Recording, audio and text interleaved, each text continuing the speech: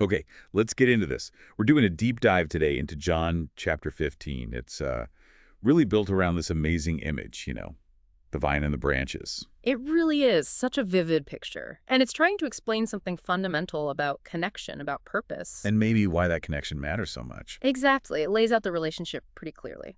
So Jesus identifies himself first, right, as the true vine. The true vine, okay, the source. Yeah. So if he's the vine, then there's also the gardener aspect. That's right. The Father is presented as the gardener, the one tending the vine. Actively involved then. Very much so. The text says he cuts off branches that don't bear fruit, and perhaps more surprisingly, prunes the ones that do bear fruit. Pruning, yeah, that always stands out. It's not just getting rid of bad stuff, but refining the good stuff. That seems to be the idea. It might feel, well, difficult, but the goal mentioned is more fruit, better fruit. Okay, so we have the vine, the gardener, that leaves us as The branches, yeah. No. And for the branches, the instruction is really focused. It's remain in me. Remain. It sounds simple, but it feels like everything hinges on that.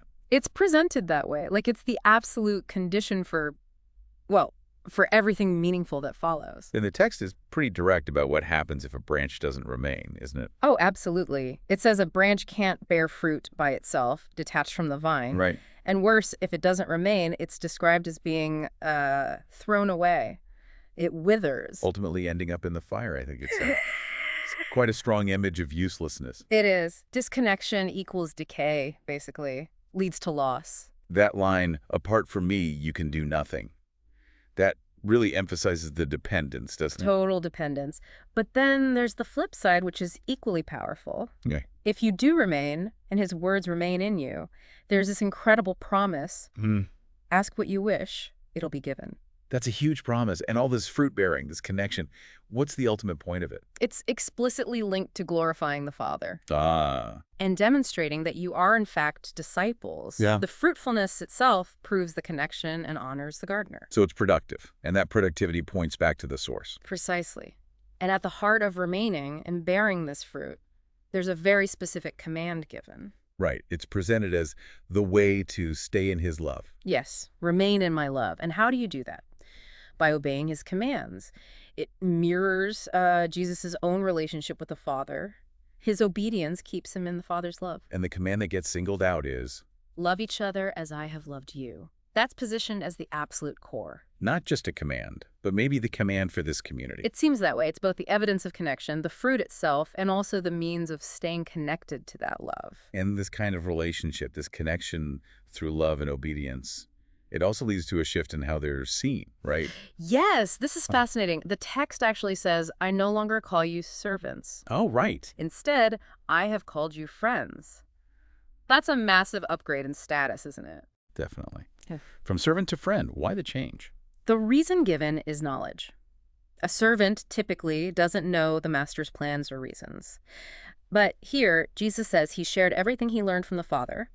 So it becomes about intimacy, shared understanding, shared purpose. Not just following rules blindly, but responding as a friend who gets it, who trusts the plan. Exactly. It reframes obedience. And it's also made clear that this whole setup, this connection, wasn't initiated by the branches. So? It says, you did not choose me, but I chose you, and appointed you to go and bear fruit that will last.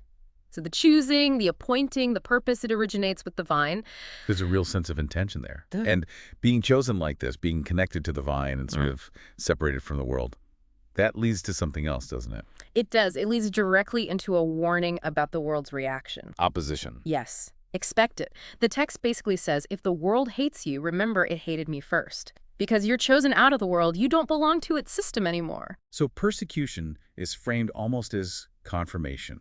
Confirmation that you belong to the vine, not the world. That seems to be the implication. If they persecuted me, they will persecute you also.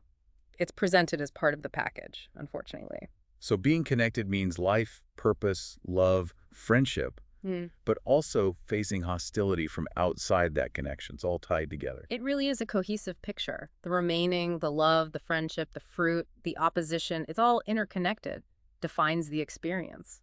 So we've walked through this really rich imagery in John 15, this idea of remaining connected, the gardener's work, the call to love not just as servants but as friends, and even that expectation of facing opposition.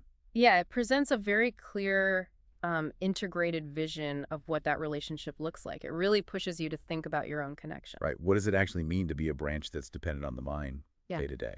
And thinking about this whole picture connection, purpose, love, even hardship. What does it mean for you, listening right now, to bear fruit that will last? That's something to really chew on from this deep dive.